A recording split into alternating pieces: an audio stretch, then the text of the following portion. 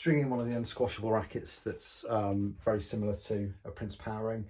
Only issue with this racket sometimes is when you're stringing it, you can be left with great big long loops of string on the outside if you're going to tie it off from the mains. Basically, you want as little string looping on the outside as you can. So this is just a new method which I've figured out, which I think works pretty well, but I'll demonstrate it now. So very, very similar to the Prince Powering. We're going over and under on one side, then under and over on the other side. Because as a two-piece on this particular racket, it doesn't matter which side you go over and under on, but on some Prince rackets it does. So never go more than a couple of head on this one, and obviously you only pull at the head of this particular racket.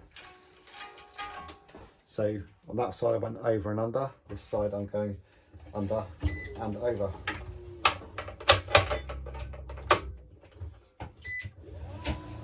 So the reason for doing that is otherwise you're left with a strange weave that happens afterwards.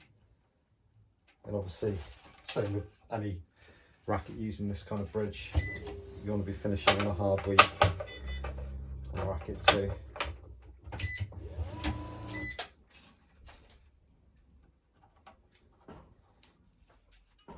The good thing with these rackets actually is that they're not overly time consuming to do. They might look fairly complicated to people that aren't used to stringing, but with a bit of prep work up front, they don't actually take too long. But this racket, certainly don't rip the strings out thinking you're going to be able to string it the same as a Prince Powering, because you won't. You probably can do, but again, if you look at the outside of the racket after you've strung it, it's not going to look in particularly great shape. So for this particular one,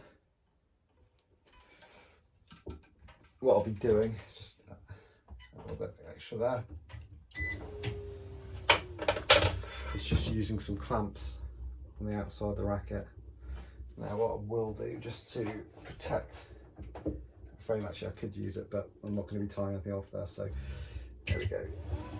So just keeping that clamped in place, I'll be tying that off later. What you'll also notice is that, and this is a good thing about these rackets, is you don't actually need to turn the turntable too much.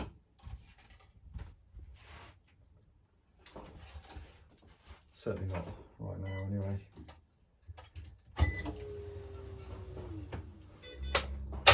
Take that off.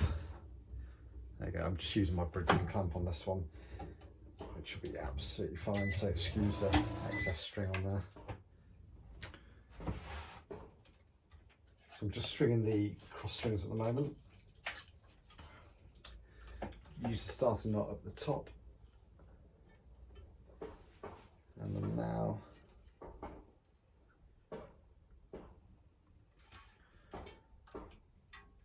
just weaving through. I've just skipped a little bit as I've started this off, just because what I wanted to do is just show you how I use this kind of clamp configuration in a minute. So as you see, I'm getting very close to the clamps right now.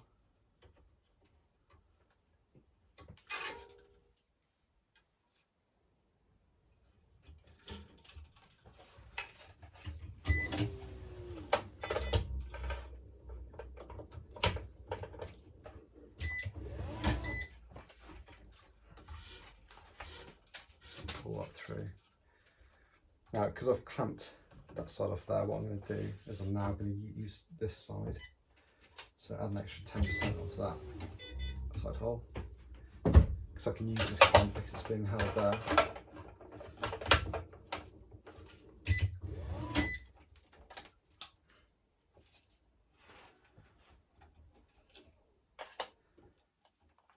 And now I can tie off here because there's a nice big tie off grommet hole. Bit of here actually. To just make sure I don't actually try and tie up another string whilst doing it. That would be helpful early in the morning here.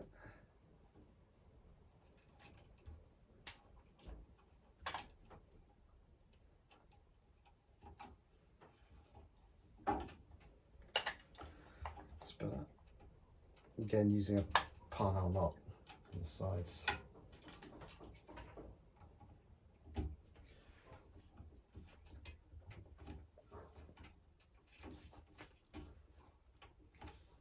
Keep hold of it, release the tension, and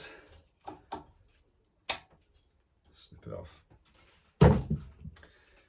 And in a minute, what we're going to do is we're going to do the same on the other side after we've just tensioned this cross here, just to hold it in place so we can now remove this clamp here because we're holding that last string. There we go, we're going to now clamp off the last main, untie it, and you'll spot the taff hole because it's wider than the next one, and you normally would tie it about here on a Prince powering, but this is actually a shag grommet with the cross and the main, so it doesn't actually give you that opportunity to do it properly.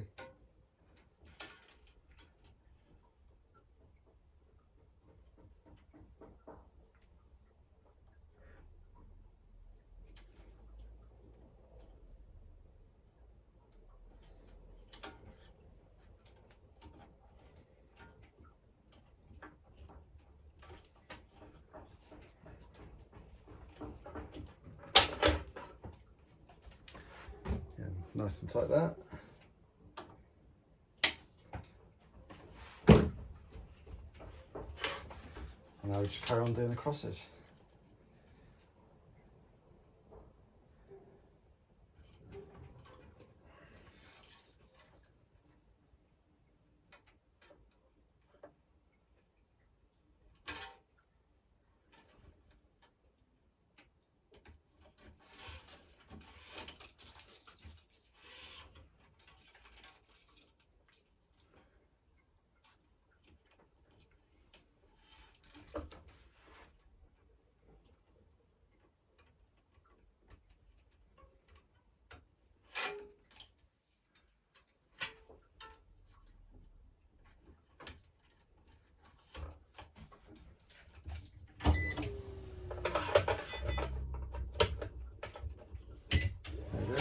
Going to finish off down the end in a minute.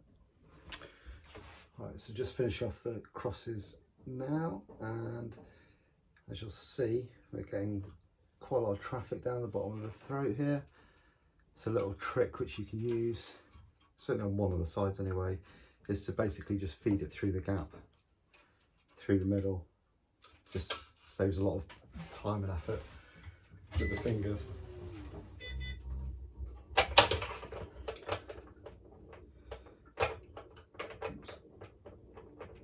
So just be careful with the clamping on here as well, just to make sure you don't cut the teeth in.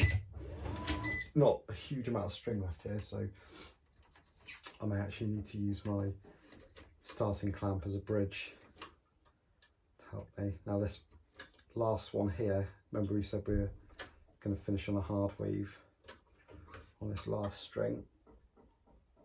We actually need to feed it through this way because it's quite staggered here as well, so it's very, very difficult to do a normal kind of weave.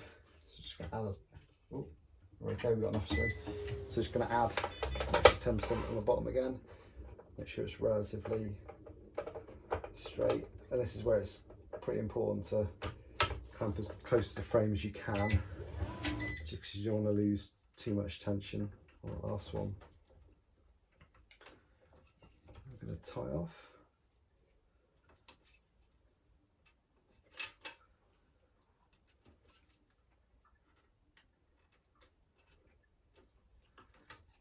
Okay,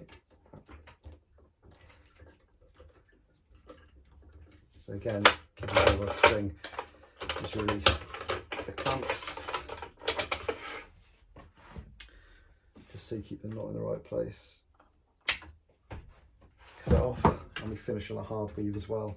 So as you can see, so that string that's coming up here, the cross string pushes down there, the string that's going down here, cross strings underneath it, pushing it up, so it just holds the strings in place a little bit better.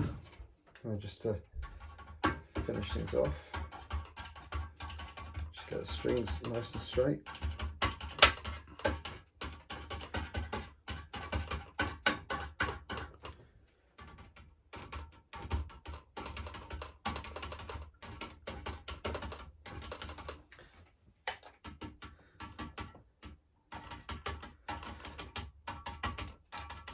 and this, when you're used to it, shouldn't take too long. I've strung 2 of these rackets now, and you can see on the outside there, you can see there's very little looping. So normally if you string it the traditional way, you get a great big loop of string there going from the last main all the way up to that cross to start it. You want to avoid that. But yeah, two of these in about 50 minutes, whilst also recording this video as well. So it goes to show that it shouldn't take you ages if you just do a bit of prep and read up on it first.